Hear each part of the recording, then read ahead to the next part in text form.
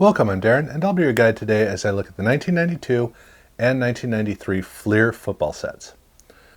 When Fleer jumped back into making player cards for football in 1990, they chose a doozy of a year. It was not a good time for them because they were one of the three baseball card brands, and baseball is all about tradition. Very little innovation happens in baseball due to the fact that you're just churning out the next card set. And that was very much the mindset that Fleer as well as Topps had going into 1990. So there was no way that either card company could either anticipate what was about to happen in football or react well. So when Fleer came in, they thought they'd made a really fancy card, only to find that they had action-packed at the high end. They had score with an extremely colorful card, bold, really impressive. And then pro set, I mean, with the half-bleed cards and the images, it was clear that Fleer was way out of its depth. So in 1991, they decided to ramp it up by making a really colorful, bold card that took a little bit of basketball, took some football, and they made a card that was bold, but it wasn't endearing. And so for 1992, while they were making fancier cards in both baseball and in basketball, for football, they scaled it back. They simplified the card and they tried to just make a good card. And that was a smart move for them because they were up against some really tough competition that knew how to make great cards or had been making great cards. And so Fleer just needed to get this whole card thing right. And the card design for 1992 was exactly that. Simple white border, team color band at the bottom for the name, and then an NFL shield with a team color fade in it with the team logo. All in all, this is a really solid card. Nothing too flashy, not a card that's going to jump out, but a card that is going to stand out enough within a card collection compared to a lot of the other competition, simply because it works in the right way. For the first time, Fleer was actually showing that it could make a quality design. And in football, this was really good because even though it didn't stand out, there was nothing negative about this card. It was more on the positive side than on the negative side. Really good work for this card set. Now, the rookies, unfortunately, well, the problem with the rookies is that they wanted to be first on the market. In order to be first on the market and have rookie cards, you had to figure out, do you wait till the NFL draft? Once the NFL draft happens, you got to go create all those printing plates, and it takes a lot of work. And so if you can make cards or get your cards started before the draft, then you can get through the whole printing process and get your cards out before any other card brand who is waiting on the draft can get their card sets out. So that means that for Fleer, they wanted to jump the gun. So they chose a bunch of players who were going to be NFL players, and then they didn't bother to dress the cards up to show that they were in the NFL. In 1990, they had helmets on all the cards. In 1991, they had a little text saying which team. In 1992, none of that. These are just college players in their college uniforms who are going to be NFL stars, presumably. But that's all it is. They're just prospects. And it makes these cards, well, it doesn't really work too well because while it may be exciting right at the front of the year, before long, these are completely dwarfed by cards that have a lot more going on, starting with team associations. And so it was a weak spot in this card set. Thankfully, they did have a couple of subsets that were pretty strong. The first one was League Leaders. And the League Leaders cards, well, I mean, frankly, this looks like an insert card. Had they done this as an insert card, I think it would have pretty well held up. The reason they didn't, we'll be getting to in a minute. The other insert set, though, was Provision. And this had actually been an insert set in 1991. And then in something that's fairly uncommon, it then went from an insert set to a subset in the card set. But they needed to do that because, again, the inserts that they were going to do, they just didn't, it appears they didn't feel that this could quite work with the theme they were going to go with. So they ended up as a subset. A couple of checklists at the end, and that was the main set. Now, the big thing about the inserts is that in 1991, Fleer was caught absolutely sleeping because when they went to make their premium brand, Ultra, they were thinking 1990 Leaf. They weren't thinking Stadium Club. They They were going to go and make their expensive-esque card, and what they ended up making was a card that was just completely swamped by the competition. Leaf had a much better design, but Stadium Club and Pinnacle both had glossy cards and much better designs than what Fleer launched in Ultra, which means the Ultra ended up being pretty much the bottom of the totem pole for premium brands. Even Skybox, which wasn't as much of a premium brand, was still way better. So they needed to rethink the model literally from the ground up, and that's what they did. Finally, Fleer said, okay, we're moving on from the past, and now we're going to make modern cards. And they were doing it with the Fleer card, but Ultra, glossy cardstock, gold foil in every card. There was a level of exquisite design on the Ultra cards that surpassed everybody. And then, well, they were making inserts from that too, so why not use that same concept for Fleer? And this is where the 1992 Fleer card set really shone, because all the regular cards, simple white border, etc., but every once in a while in a pack, you would see mixed in with these white borders, you'd see this. A glossy card, deep, deep navy blue. Just really, really richly deep. Some gold foil on it, and that NFL shield with the player in front.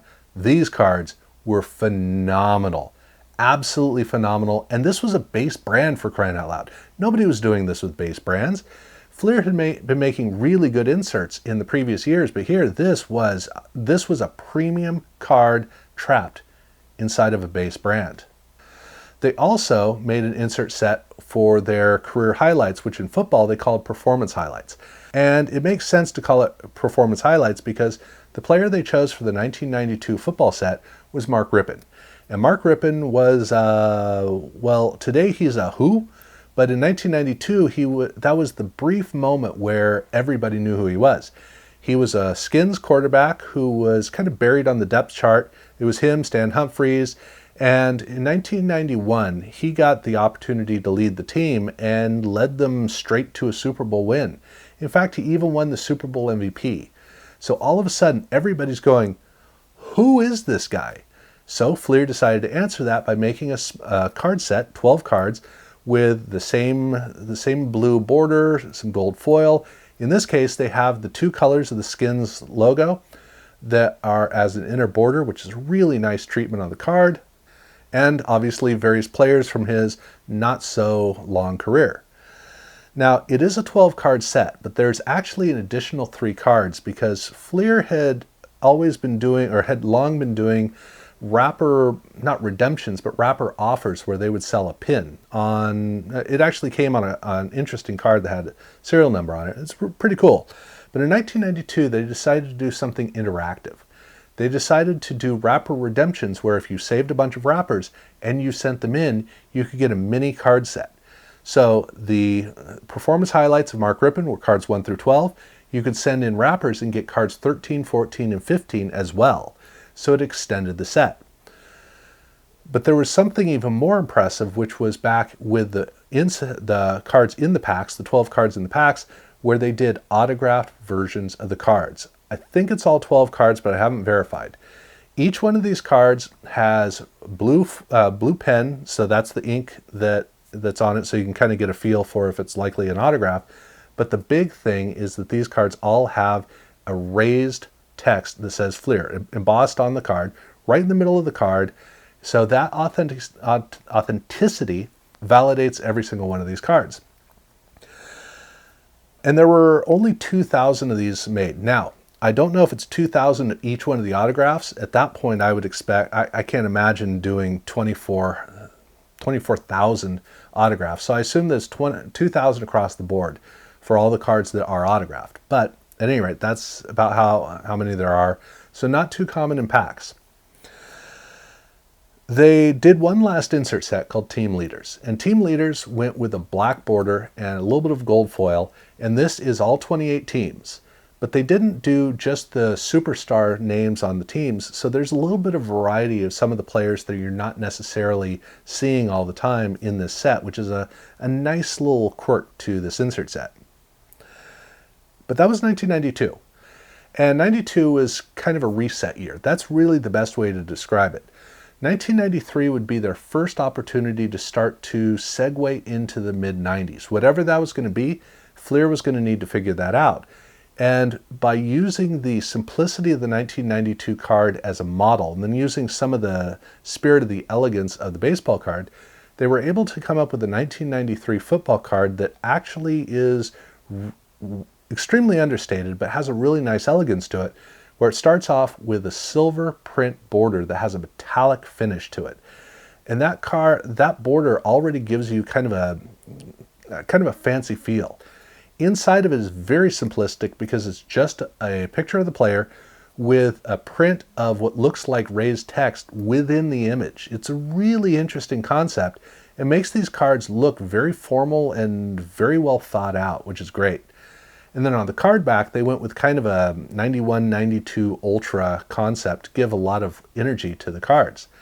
While the cards are overly simplistic, still, Fleer was establishing a feeling of being a not so much higher end as much as being a better base card. So that's what they were going for. But the one problem with this card set is the fact that now, for the first time, the teams were not laid out. So the players were just scattered throughout. And in 1990, 91, and 92 it was team by team. So this is the first time that it was haphazard. And personally, I think that untethered approach kind of hurt this set. But still, this is the way the cards were designed. Now, there are no rookies in this set. They didn't bother to include them because they wanted to figure out that whole first to market but make worthwhile rookie cards. We'll be getting back to that in a second. But they do have some subset cards, and we'll start off with Provision. Now, Provision, they went with more of a design on this card to harken more to the 1991 card. I think that portion of the card is a lot stronger than in 1992. I think the art is weaker, where they're going with a more energetic and bright and flashy type of art that just doesn't carry along the way that the 1991 and 1992 art came along. League Leaders is very bold because here they have a blurred background with a circular pattern that, in this case, it actually feels claustrophobic, feels trapped within that border. Like it really needs to either have something else for the border or have no border. But at any rate, this is the way that the League Leaders cards were. And then they have the Award Winners. And Award Winners is a card that is really quite nice, works well with the border. Picture of the player, it has a black and white image behind that's not the background, it's a separate image, and gives these cards, gives it a really good feel that is cohesive and yet almost has a touch of an insert concept to it, which is a great combination. Couple of checklists, and there we go. That's the set. So for the inserts, they went with, well, again, the cards have a really fancy look. Right from the outset with the All-Pro cards, these are horizontal cards, the only horizontal cards they did. White border, very clean, very, very clean. The gold foil has a nice punch.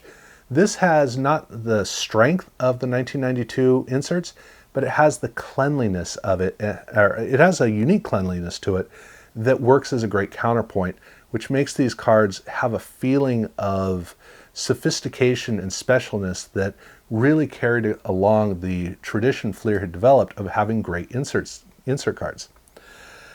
For the Performance Highlights cards, they did the exact same thing, although vertically, with a set dedicated to Steve Young. Now, Steve Young was finally starting to emerge from the shadow of Joe Montana.